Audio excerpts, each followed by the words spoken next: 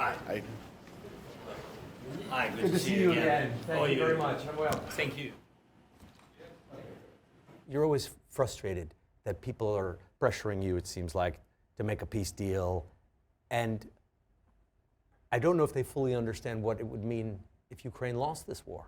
Putin says you don't exist. There's no such thing as Ukraine. If you lost the war, Putin openly says you don't exist. Yeah. You're done. He thinks that there is no any nation, there are no Ukrainians. This is not a country, and this is not a people. This is part of Russia, and he wants to destroy it. Of course, he will destroy it. Of course, we don't have any alternative. If he will break defending lines, he will destroy all the cities. He doesn't need anything, any Ukrainian culture. He will destroy it. Architecture, museums, schools, universities, people. He will be very happy if people will go out from the cities. So you think he wants your extermination? Yeah, yes, totally, of course. We understood it at the very beginning 2 years ago. When we understood it that he totally wants to destroy everything. Because when they came to Kyiv and occupied the parts of our country, they began to speak that there is no country, there is no government, it's something fake, and etc. And they began to attack by missiles. You remember the first day, by missile from the Belarus territory in the night. Everything, just infrastructure and houses. They didn't find any goals, no military goals in Kyiv. They really attacked for what? They wanted to have chaos in Ukraine. What does it say to you that your Western allies, particularly the United States, can't resupply Ukraine, but Iran and North Korea can help Moscow? To speak openly, that of course United States focused on also on interior questions, political questions, this tough period, election period. And that's why it's a little bit slow. But the answer is, if to give us strong package in one time, our steps will be more strong on the battlefield. We will lose less people. It affects, we know it how it's going on. So we will lose less people and we will win. Mr. President, I just returned from several areas along the front line in the south and in the east. And soldiers there told me they have to ration their ammunition. They don't have enough weapons to advance. They can only defend themselves. In some cases, they're losing territory. What happens to your country if this American aid doesn't arrive? We will lose a lot of people. We will lose territories. We don't have long distance, for example, long distance rounds for artillery. I'm not just speaking about the missiles, just long distance artillery rounds. It's 20 kilometers plus. Russians, just you to know, Russians, they have 20 plus, and we have 20 minus. It's about rounds. We have 11, 12 kilometers, 9 kilometers, 20 maximum, and they have to the 35 kilometers. So, of course, they kill people, and people can't, answer, can't shoot back. That is the big problem. So, if we will not get the support from U.S., we will go back. There is a perception among many in the United States and in Europe that Ukraine can't win this war, that you can hold on, but that you don't have enough manpower, enough weapons to actually defeat Russia and take back all of your territory. You are still optimistic. You still say that Ukraine can win. What gives you that optimism? We don't need the war for centuries, and we will not do it. Now what we have, we can only defend. We don't want to live in such a situation a lot of years. We just said, if we will get the package, not only for defend, just to try to get those packages, what we need for some operations, you will see the result. Otherwise, how you can win? Do you think the United States wants Ukraine to win this war? Or do they just want you to weaken Russia and contain Russia? Do you think they want you to actually win? I hope so. I hope so. Otherwise, how to trust people? You know, it's so difficult to live without any trust.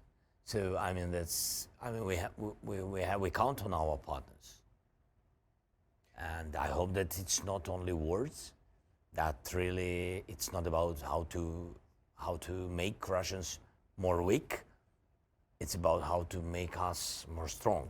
Ukrainians we've been speaking to, these are military officials, but also just regular Ukrainians, don't understand what happened in the United States. How suddenly the U.S. is a major supporter of Ukraine, and then suddenly now can't deliver on promises. Do you share those questions? It's like to believe or not to believe in our victory. You know, we don't have alternative. That's why we believe and do everything what we can. And I think that the first year and the second year was very difficult, but on the Black Sea we had success. I think our steps showed very clearly that what we can do. Don't forget, we're defending against Russia. It's a very big country, and after Ukraine, what United States will do, what European friends will do, all the European friends, include Baltic and Poland, they will ask United States, and United States should answer. If Russians will go to Poland or Baltic, and they will say, please, give us your army, give us your people, give us thousands, dozens of thousands of people with artillery, with all the weapons, with all the jets, and etc. What the United States will say, how they will answer, what your society will say. So are you saying that the United States is preventing a big war in Europe by supporting Ukraine? Exactly. Because Putin wants only one thing, and this is this thing. He wants to go forward, and he will. Avdiivka. He has the period. If we will not stop, if the world will not stop him, he will do it till 2030. You will see it. 2030. He has this plan. So you're assuming that he's going to win this upcoming election and give him another presidential term until 2030? Yes, of course. He already won. You had to pull out of Avdiivka, and many military analysts say that a decisive factor was the use of Russian aircraft. And airplanes have not been a major component so far in this war. Did something just change? Did Russia now just turn a corner with its use of combat air power? No war in modern history has ever been won without a decisive air component. Did things just change for Ukraine in the air war here? So Russia used about 3,200 bombs, using the jets, bombs on Avdiivka and on this east direction during the end of January and February and all the February. So you can understand what was going on there in Avdiivka and near the village and in the villages which are near this region. So 3,200 such bombs.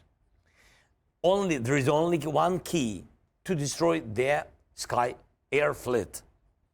This is air defense. No other ways. No other ways. And that's why if partners are ready to give us air defense, because we can use air defense, saving civilians, historical centers, hospitals, and also it can defend Russians and defeat also this fleet. So if partners are ready to do it not so slow way, be afraid of Russia. If they are ready, we will have success. If not, they will continue attack us. You said that you believe this year is a turning point year for Ukraine because of, in part, U.S. elections. You pointed specifically to the U.S. elections. Are you talking about Donald Trump? Are you worried that Donald Trump could pull the plug of support for Ukraine? I hope he will not stop. If he will be the president, that is the decision of your people.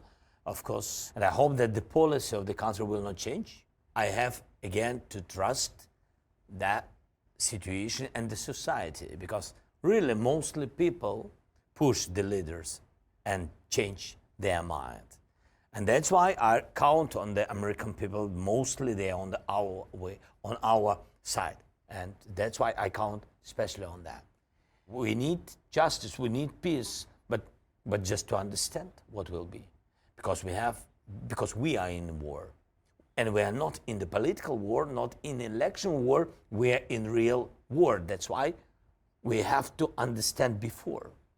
Because if the policy of United States will change, we have to be ready. Thank you very much. I appreciate the time, and like I said, I appreciate the commitment to transparency with the press. I really Thank you so appreciate much. that. Thank you very much. All the best.